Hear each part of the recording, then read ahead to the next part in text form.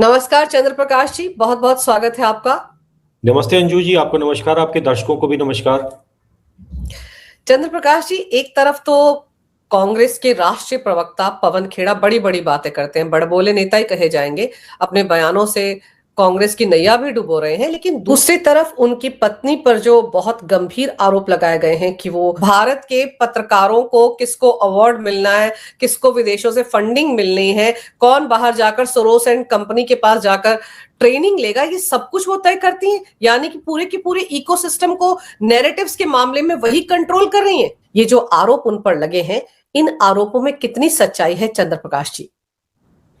जी, देखा जाए तो एक तरह से अगर कहा जाए, बहुत एक एक लाइन में कहा जाए तो एक जो पिछले 10 वर्ष से हम बार बार सुनते हैं कि कोई इकोसिस्टम है, कोई विदेश से पैसे आते हैं, कोई तंत्र चल रहा है जो भारत में नैरेटिव कंट्रोल करता है।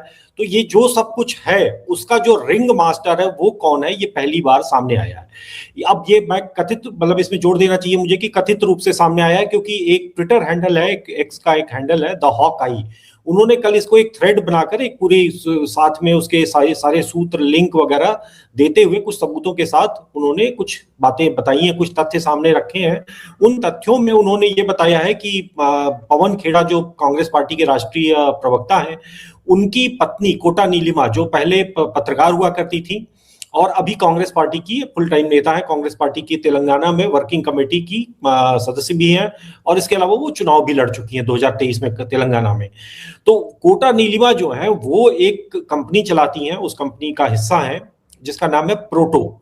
ये ये जो आपने अभी दिखाया, तो ये कंपनी है जिसमें उनका चित्र भी है, और इसमें ये कंपनी क्या करती है भाई, बहुत लोग कंपनियों में होते हैं, बहुत सारे लोगों की कंपनी होती है, बड़े लोग हैं उनकी कंपनियां होती हैं, उनकी बहुत कुछ होती है, एनजीओज भी होते हैं। लेकिन ये क्या करती है, ये इसमें आगे पूरी सूचना, पूरी जानकारी बताई है कि ये करते क्या है।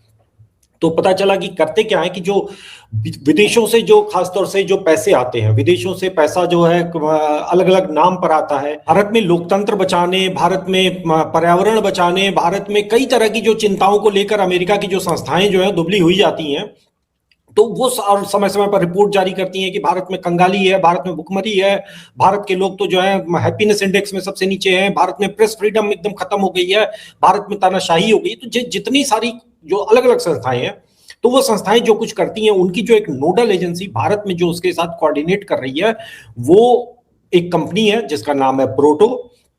और इस कंपनी की मतलब उसमें प्रमुख लोगों में से कोटा नीलिमा है, इसके अलावा भी बाकी लोग भी हैं, लेकिन ये सीधा लिंक एक स्थापित हो जाता है कांग्रेस पार्टी के साथ। और ये क्या कर रही हैं कि भाई वहां से पैसे, जो जैसे कुछ संस्थाएं, अभी इसी थ्रेड के जो ये द हॉक आई है उसके अगर मैं हवाले से बात करूं, तो उन्होंने बताया कि 2018 में इस कंपनी की स्थापना होती है, और ये एक इंटरनेशनल सेंटर फॉर जर्नलिस्ट, आईसीएफजे करके एक संस्था है, वो जो है उसका एक फेलो इस कंपनी की स्थापना भारत में कराता है।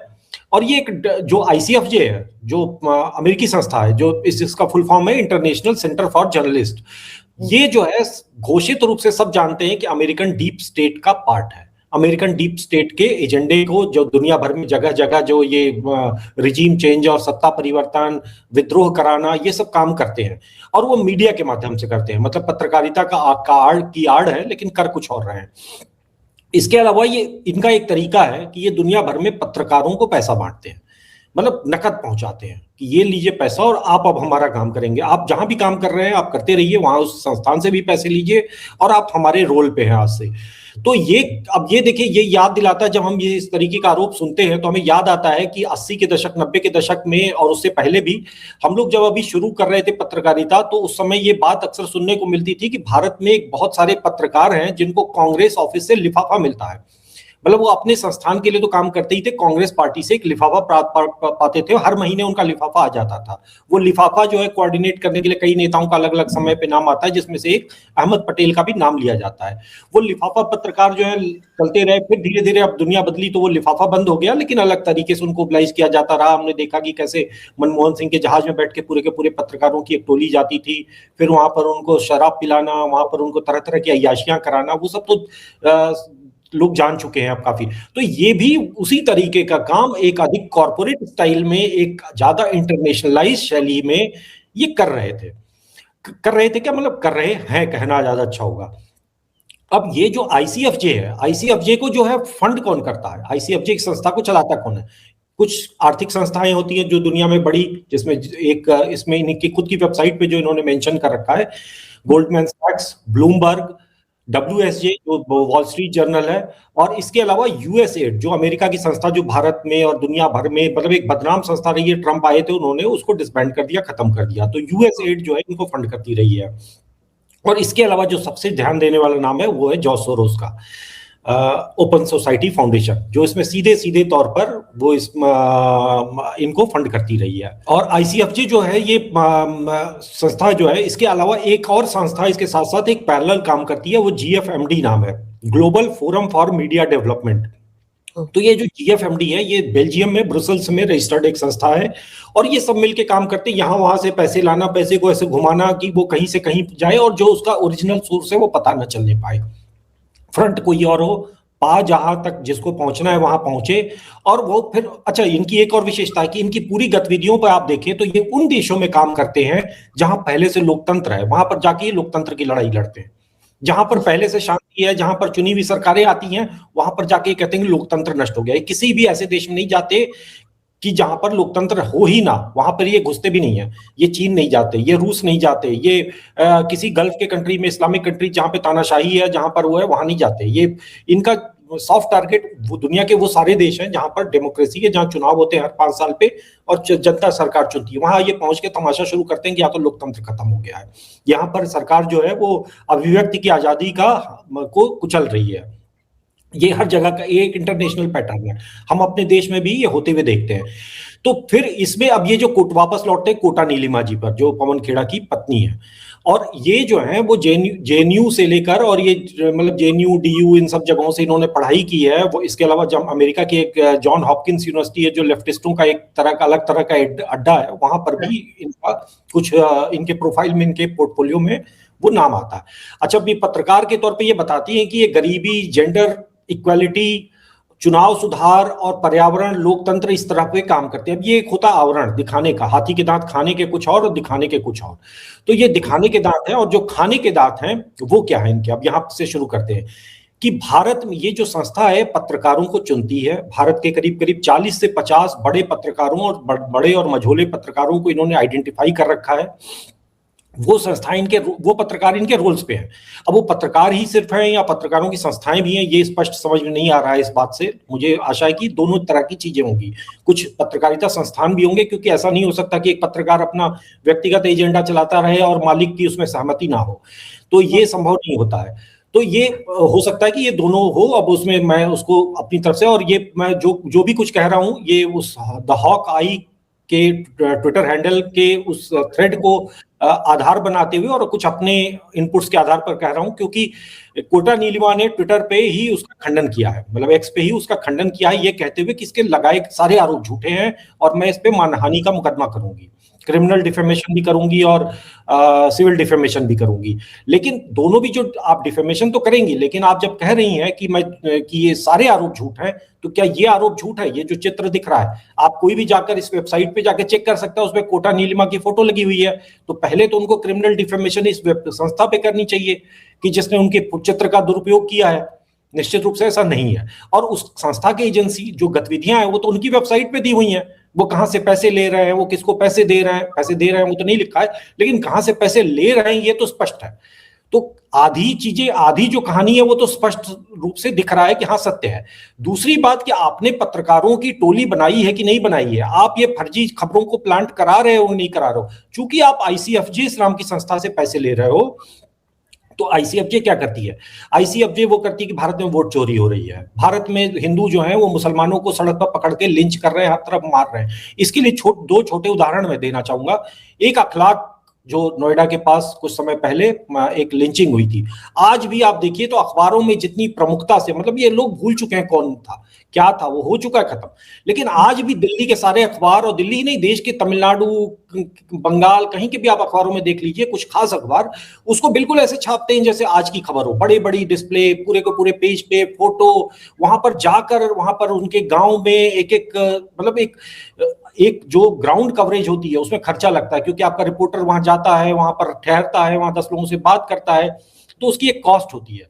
तो ग्राउंड कवरेज होती है, जिसमें एक दूसरा उदाहरण जो है वो झारखंड का एक तबरेज जो चोर था, जो एक घर में चोरी करने के लिए घुसा था और उसको उन्होंने तबरेज को की लिंचिंग हो गई, खूब तमाशा मचा।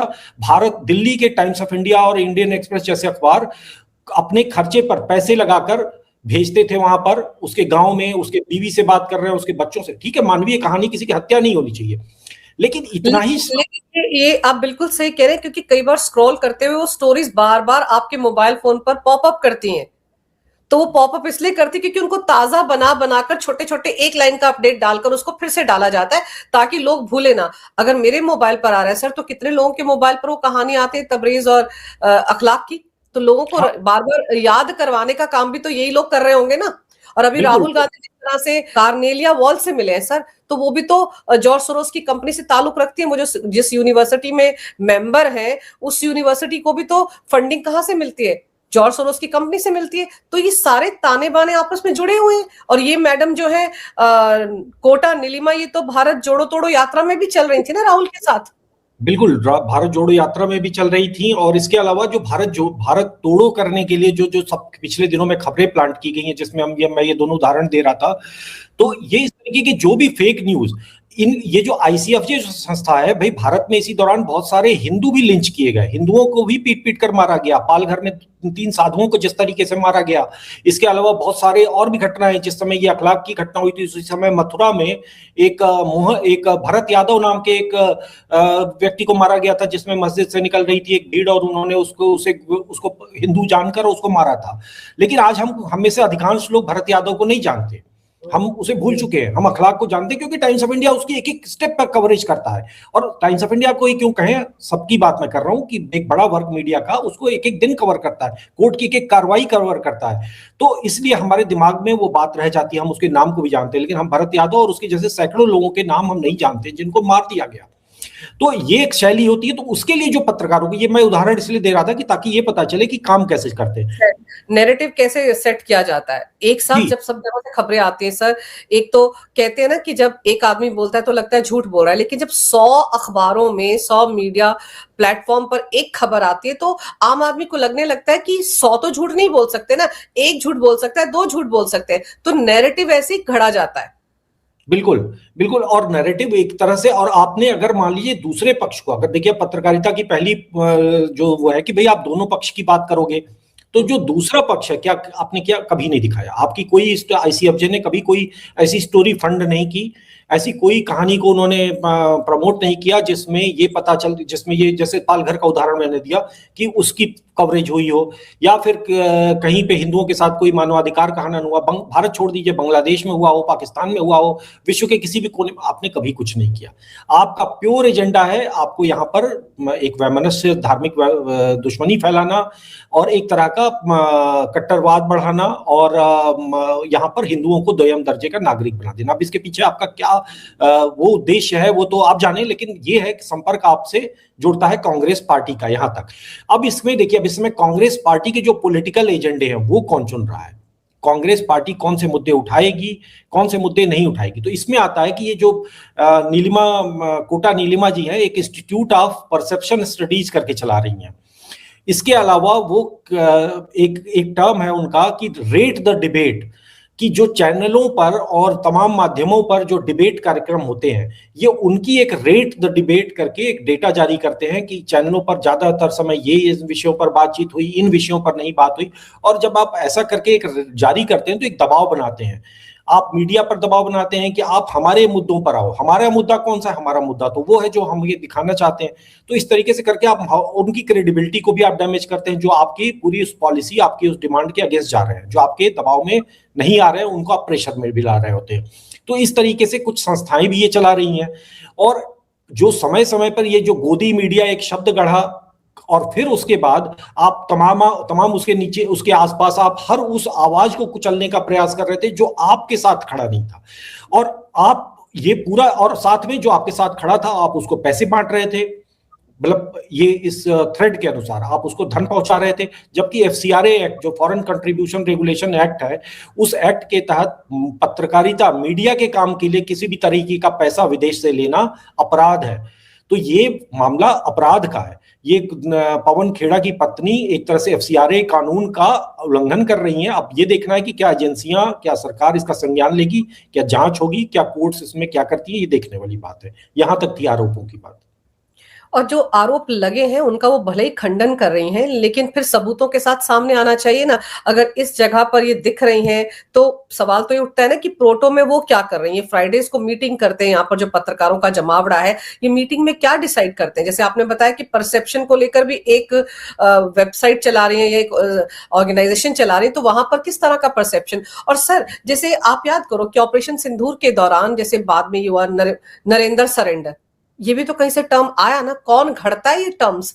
राहुल गांधी वोट चोर, गद्दी छोड़, ये नारा जो लेकर आए, वोट चोरी को लेकर बाकायदा एक यात्रा निकाल दी बिहार में, ये उनको कौन थमाता है। ये बात तो हम कई बार करते हैं कि राहुल गांधी ये टूल किट कहां से लाते हैं। तो ये टूल किट जो ये एक्स पर लिखा गया, इसके हिसाब से तो ये हुआ कि जॉर्ज सोरोस एंड कंपनी तय करती है और भारत में जो उनके नुमाइंदे बैठे हुए हैं वो लोग इसको आगे बढ़ाते हैं और इस तरह से पूरा का पूरा गेम खेलते हैं। और मुद्दा या मकसद सिर्फ एक ही, रिजीम चेंज, क्योंकि कांग्रेस बिना सत्ता के रह नहीं पा रही है। नहीं, देखिए कहां से आते हैं और कौन करता है ये तो बड़ा स्पष्ट है, क्योंकि ये उसके लिए कहीं दूर जाने की जरूरत नहीं है। वो विदेश से भी आता है और भारत से भी आता है। ऐसा नहीं कि उनको हर चीज के लिए किसी विदेशी टूल किट पे वो आश्रित है। कांग्रेस का एक पूरा मीडिया के अंदर एक नेटवर्क है, एक तंत्र है जो आज भी काम कर रहा है और बड़े संस्थानों में आज भी वो है।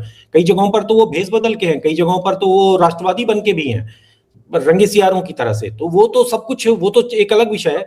लेकिन देखिए अब इसमें क्या होता है कि आपने कहा कि भाई वो कहां से आते, तो अभी पिछले दिनों एक भारत के 7 पत्रकार जो हैं, जिनमें आशुतोष गुप्ता जो है वो, और इसके अलावा शीतल पी सिंह एक करके नाम है, वो भी एक बड़े अपने आप को तथाकथित बहुत बड़े वामपंथी हैं पत्रकार। तो उनको कहना पत्रकारिता के लिए मतलब एक नीचा दिखाने वाली बात होगी। एक अभय दुबे हैं जो बहुत पहले एनडीटीवी वगैरह बैठ के पर गेस्ट हुआ करते थे और अपने आप को सीएसडीएस का संपादक लिखते थे, और वो भी बेसिकली कांग्रेस के उस तंत्र का हिस्सा है। राकेश पाठक, ज्ञानेश तिवारी, आनंद वर्धन सिंह, ये लोग एक तरह की 7 लोगों को चुनकर अमेरिका ले जाया गया। अब मैं नहीं कह रहा हूं कि ये कहीं कोटा नीलिमा से इनकी बात इनकी जुड़ी होगी, लेकिन अनुमान लगाया जा सकता है। और ये लोग आकर भारत में करते क्या है, ये हमने अभी 2 दिन पहले देखा, जब प्रधानमंत्री मोदी को लेकर एक बहुत ही ऑर्गेनाइज्ड मतलब एक कहते हैं कीचड़ उछालने वाला एक स्लेज कैंपेन चलाया गया, जिसमें उनको एप्स्टीन फाइल्स के साथ जोड़ने का एक इन्होंने तमाशा की। यहां पर भारत में आप इस तरीके की हरकत कर रहे हो कि भारत के प्रधानमंत्री को एक स्कैंडल से जोड़ रहे हो जिसमें कोई आधार नहीं है, जिसका कोई मतलब कोई सिर पैर नहीं है।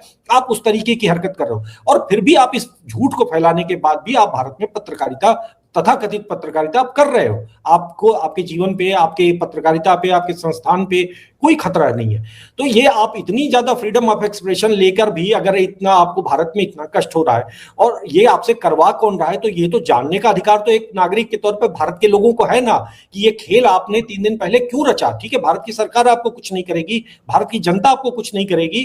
भारत में अखबारों के चैनलों पर हमले होते थे तो समाजवादी पार्टी के जमाने में हुआ करते थे, भाजपा की सरकार के जमाने में कभी किसी चैनल, और इंदिरा गांधी ने क्या किया अखबारों और मीडिया के साथ, वो सबको पता है। लेकिन भाजपा के समय में ऐसा कुछ नहीं हुआ। तो वही उसी तंत्र का हिस्सा हो आप, और आज आप रोज रोज वो अभिव्यक्ति की स्वतंत्रता, रोज आप कह रहे हो कि तानाशाही आ गई है, मोदी ने अभिव्यक्ति की स्वतंत्रता कुचल दी है। तो ये पूरा जो विलाप जो है आपका होता है, कहां से आइडिया आता है, वो ये कोटा नीलिमा की जो संस्था है, ऐसा लगता है, ऐसा ये लिंक स्थापित होता है कि चूंकि आपको पैसा मिल रहा है, क्योंकि आपको बड़ी मात्रा में धन मिल रहा है। अब ये सवाल है कि सरकार पे भी एक सवाल आता है। आप न्यूज क्लिक का मामला याद कर लीजिए ना, उनका तो ईडी ने एस्टेब्लिश कर दिया था कैसे उनको पैसा करोड़ों रुपए जो थे वो चाइना से मिल रहे थे। तो उस मामले में क्या हुआ, जमानत पाकर सब बाहर आ गए ना। हाँ, क्योंकि मीडिया की स्वतंत्रता की आड़ में कोर्ट से वो सब छूट जाते हैं। तो अब इसमें ठीक है, हम सरकार को भी दोषी ठहरा सकते हैं, कोर्ट्स को भी दोषी ठहरा सकते हैं, लेकिन अंततः कोई परिणाम नहीं आता। और देखिए, जहां तक सरकार की बात है, मेरा उसमें एक और ओपिनियन है कि अगर सरकार इनके ऊपर जरा सा भी कोई कार्रवाई करेगी, सरकार इनके ऊपर जरा भी कोई सख्ती करेगी, तो फिर इनका वो पॉइंट जो है वो तुरंत प्रूव हो जाएगा कि भारत में तो तानाशाही आ गई है, पत्रकारों को जेल भेजा जा रहा है। लेकिन ये पत्रकार हैं कहाँ, ये तो दलाल हैं, ये सारे के सारे जो हैं विदेशी एजेंसियों के एजेंट हैं। ये सीआईए और आईसीएफजे जैसे ये जो संस्थाएं हैं, ये करती क्या, पैसे क्यों ले रहे हो आप अपने संस्थान से पैसे लो, अपनी मेहनत से लेख लिखो, उसके पैसे पाओ। लेकिन नहीं, ये तो इनके मुंह खून लगा हुआ है। जी ये भी है, एक चीज यहाँ पर ये भी है कि ये पत्रकार जो थे ये सबके सब महीने भर तक विदेश में रहकर आए, इस पर हमने पहले भी चर्चा की थी। आज की तारीख में सर अमेरिका जाना आना क्या एक आम पत्रकार कर सकता है? मैं कर सकती हूँ, आप कर सकते हैं? और वहां पर जाकर देखिए महीने भर अलग अलग जगहों पर रहना, कौन सी वर्कशॉप्स अटेंड की, क्या क्या ट्रेनिंग आपने ली, क्या कोई आम पत्रकार ये सब कुछ कर सकता है? तो इसीलिए शक पैदा होता है ना कि ये तो किसी के सरकारी मेहमान थे, किसी खास बिल्कुल मिशन पर गए थे। बिल्कुल, ये मिशन पे ही गए थे। वहां से ये लोग लाइव करते थे, बड़े बड़े 5 स्टार होटलों में ठहरते थे, और ये महीने भर वहां पर दामाद की तरह पड़े रहे। वहां अमेरिका के किसके दामाद थे वो सब समझ सकते हैं।